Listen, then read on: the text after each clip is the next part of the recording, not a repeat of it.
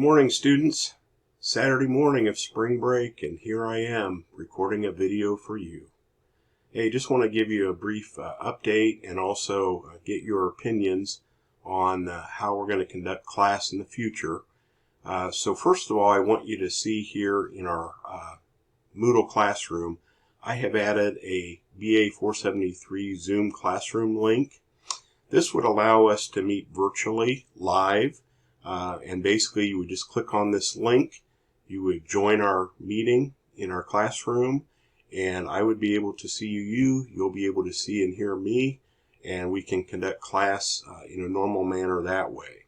That's one option. Another option would be for me to record mini lectures, video links, provide you with things to do.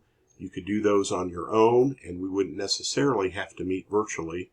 Or then the third option is we could do a combination where I do some pre-recording things for you, but then we also set aside at least one day a week where we would meet live.